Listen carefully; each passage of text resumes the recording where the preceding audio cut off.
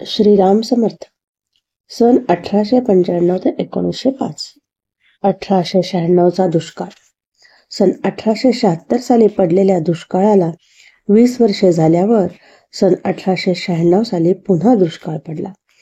पूर्वीच्या दुष्काळापेक्षा हा दुष्काळ जरा कमी तीव्र होता.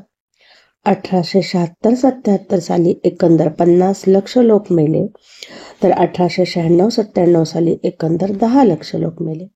श्री महाराज काशी यात्रेहून परत आल्यानंतर थोड्या दिवसांनी दुष्काळाने आपले स्वरूप प्रकट केले. पहिल्या दुष्काळामध्ये ज्याप्रमाणे श्री महाराजांनी कामे काढून लोकांना खायला घातले, त्याचप्रमाणे यावेळी देखील त्यांनी व्यवस्था केली. जे लोक त्यांच्या शेतामध्ये कामाला येत त्यांना एक वेळचे जेवण मिळे. गावातील म्हाताऱ्या कोताऱ्यांना श्री महाराज फुकट धान्य देत. शिवाय मंदिरामध्ये बसून जो कोणी रोज रामनामाचा 10,000 जप करी त्याला एक वेळ जेवण मिळे. तसेच आटपाडीला श्री महाराजांनी अनेक विप्र अनुष्ठानाला बसविले. त्यांना एक वस्त्र व रोजचे अन्न मिळे. तिथेही रोज 10,000 जप करणाऱ्याला एक भाकरी व वाटीभर आमटी मिळायची सोय केली होती. या दुष्काळात अनेक गावे ओस पडली. आटपाडीस राहणाऱ्या आपल्या श्वशुरांना श्री महाराजांनी गोंदावल्यास आणले व रामाची पूजा त्यांच्याकडे सोपविली. तसेच गायीची संख्या फार वाढल्यामुळे एक गोशाळा बांधली. विष्णुबुवा कुंभारे. श्री महाराज गोंदावल्यास परत आले आहेत असे कळल्यावर पूर्वीची सारी मंडळी दर्शनास आली. शिवाय नागपूर, वराड, इंदूर, जालना, हुबळी, धारवाड इत्यादी प्रांतातील नवीन नवीन लोक लांब लांबहून त्यांच्या दर्शनास येऊ लागले.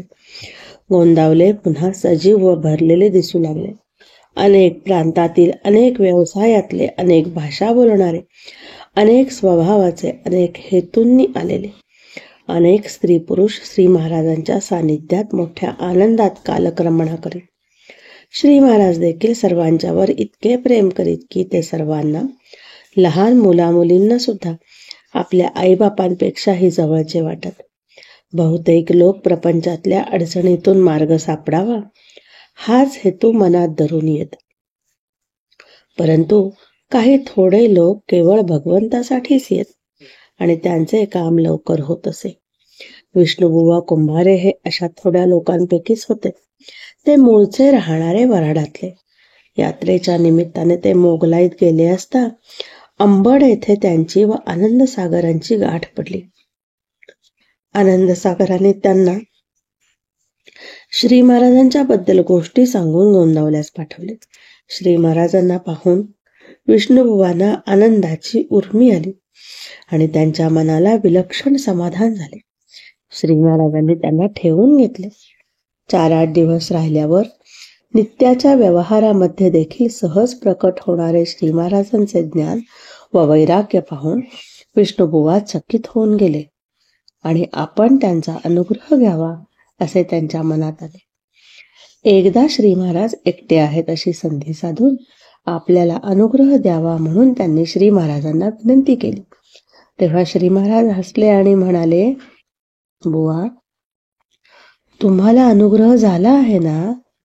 वारे वा, मागच्या गुरूंना जसे तुम्ही विसरला तसेच मला पण विसराल. अहो, गुरु म्हणजे थट्टा आहे का?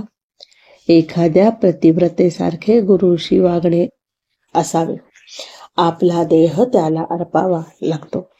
एकदा एक गुरु केला म्हणजे दुसरा गुरु करू नये. एखाद्या पतिव्रतेसारखे गुरूंशी वागावे लागते. आपला देह त्याला अर्पावा लागतो. एकदा एक गुरु केला म्हणजे दुसरा करू नये. श्री महाराजांचे हे शब्द ऐकून विष्णुबुवांना लहानपणाची आठवण झाली. ते 6-7 वर्षांचे असताना एका सत्पुरुषांनी त्यांना शिवमंत्र दिला होता.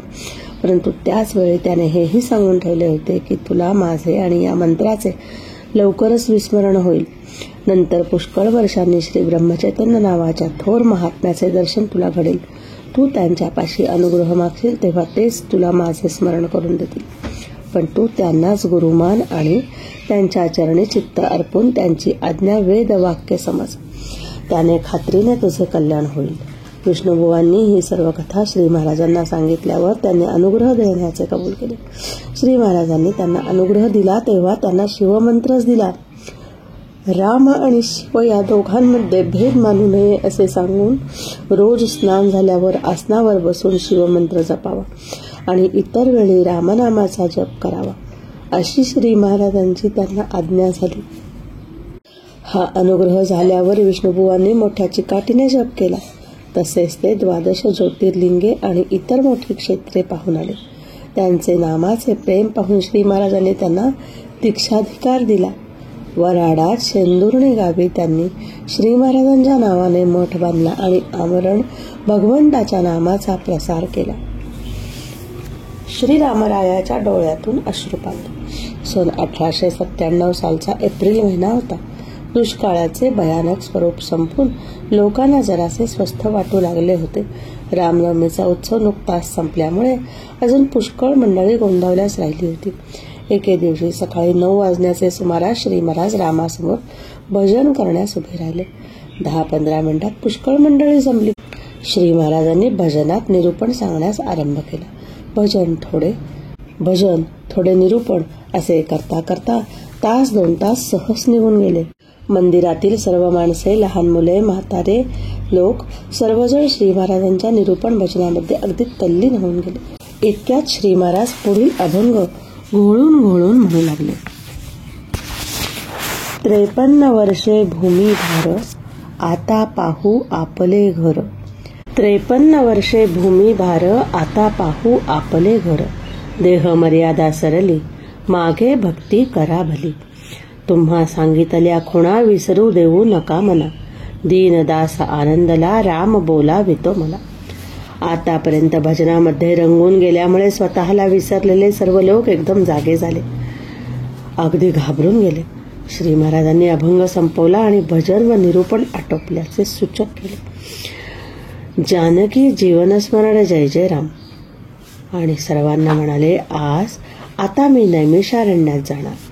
आपण कसे वागावे हे मी समजावून सांगितलेच आहे. कोणीही रामाला विसरू नये. माझ्या मागे तुम्ही सर्वांनी नामस्मरण करीत आनंदात काल घालवावा. हे ऐकल्याबरोबर सर्व मंडळींमध्ये एकच गोंधळ उडून गेला. पुरुष, स्त्रिया, मुले सगळी रडू लागली. काही लोक तर मोठ्याने आक्रोश करू लागले. काही लोक श्री महाराजांच्या पाया पडून आपण जाऊ नका अशी कळवळून विनंती करू लागले. लहान मुले त्यांना मिठी मारून मोठ्याने रडू लागले. स्त्रिया त्यांच्या पुढे पदर पसरून त्यांना विनवू लागले. परंतु श्री महाराज कोणाचेही ऐकेनात. ते म्हणाले, काहीही झाले तरी आज मी गोंदावले सोडणार. मग मात्र सर्वांची खात्री झाली म्हणून झाडून सर्व लोकांनी त्यांच्या पायावर आपली डोकी ठेवली आणि त्यांचे आशीर्वाद घेतले. नंतर स्वतः श्री महाराज रामरायाच्या पाया पडण्यास आले. रामाकडे मोठ्या प्रेमाने क्षणभर टक लावून पाहून बोलले, रामा, आजवर तुझ्या छायेमध्ये इथे मी वावरलो. तुझ्या संगतीत फारच मोठ्या आनंदात दिवस गेले. आता मला निरोप दे. माझ्या मागे या सर्वांना सांभाळ. तुझ्या नामाचे प्रेम त्यांना दे. रामरायाला नमस्कार करून श्री महाराज जेव्हा मंदिराच्या बाहेर पडले तेव्हा सर्व जनसमुदाय त्यांच्या मागे लोटला. अंगात नुसती कफनी, डोक्याला काही नाही, पायामध्ये खडावा घातलेले असे श्री महाराज रस्त्यावर टांगा उभा होता तिथपर्यंत आले. पुन्हा सर्वांनी त्यांना नमस्कार केला. त्यावेळेचे दृश्य अत्यंत हृदय विदारक होते. दुपारची 12 वाजण्याची वेळ होती. म्हाताऱ्यांपासून थेट लहान मुलांपर्यंत कोणाच्याही पोटात अन्नाचा कण नव्हता. ज्यांच्यासाठी सर्व लोक गोंदावल्यास आले ते श्री महाराज पूर्व सूचना न देता एकदम कायमचे जाण्यास निघाले. त्यावेळी कोणाच्याही तोंडून शब्द बाहेर पडेना. गोंदवल्याचा प्राण जाण्यास निघालेला पाहून प्रत्येक जण आपला खरा आधार कायमचा चालला या विचाराने असहाय्य आणि दीन होऊन स्फुंदून रडण्यापलीकडे काहीही करू शकत नव्हता. शेवटी श्री महाराज टांग्यामध्ये बसले. टांगा चालू झाला. खरेच आहे, श्री महाराजांना कोण अडवणार. पाण्याने भरलेल्या डोळ्यांनी प्रत्येक जण त्यांच्या दूर दूर जाणाऱ्या मूर्तीकडे पाहत होता. इतक्यात मंदिरामधील एक माणूस हात वर करून टांग्याच्या मागे धावत येत असलेला बघितला. म्हणून त्यांनी टांगा थांबवण्यास सांगितले. अर्थात त्याच्या मागोमाग बरीच मंडळी तेथे जमली. टांग्याच्या मागे पळत येण्याचे कारण विचारता तो मनुष्य घाबऱ्या घाबऱ्या म्हणाला, महाराज, राम, सीता आणि लक्ष्मण यांच्या डोळ्यातून सारख्या अश्रुधारा वाहत आहेत.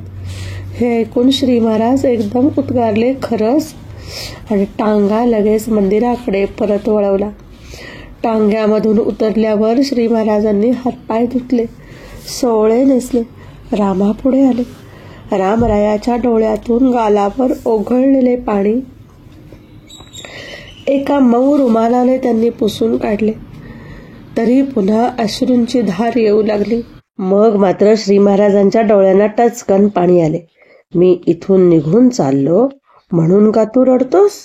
मी जाऊ नये असे तुझ्या मनात असेल तर मला तरी जाऊन काय करायचे आहे? हा बघ मी राहिलो, आता तू रडायचा थांब. हे त्यांचे शब्द ऐकल्यावर रामाच्या आणि सीता लक्ष्मणाच्या डोळ्यातून पाणी येणे बंद झाले. श्री महाराज गोंदावल्यासच राहणार असे समजल्यावर 2-3 तास असलेले उद्विग्नतेचे वातावरण एकदम नाहीसे होऊन जिकडे तिकडे प्रसन्नता भरून गेली. नंतर श्री महाराज सर्वांना म्हणाले, चला चला आटपा, स्नाने करा, रामाला लवकर नैवेद्य करा आणि हा प्रसंग बाहेर कोणाला कळवू नका. दुसऱ्या दिवशी तिन्ही मूर्तींना दुधाचा अभिषेक केला, शिवाय पुष्कळ अन्नदान केले. तिसरे दिवशी एकादशी होती म्हणून रात्री श्री महाराज स्वतः भजन करण्यास उभे राहिले. गेले 2-3 दिवस गोंदावल्याचे वातावरण फारच आनंदाचे होते. त्या दिवशी भजनाला इतका विलक्षण रंग चढला की श्री महाराज नाचत नाचत रामरायासमोर गेले. तेव्हा त्याच्या डोक्यावरील तुरा उडून श्री महाराजांच्या अंगावर येऊन पडला. हे पाहून सर्वांना कौतुक व आश्चर्य वाटले.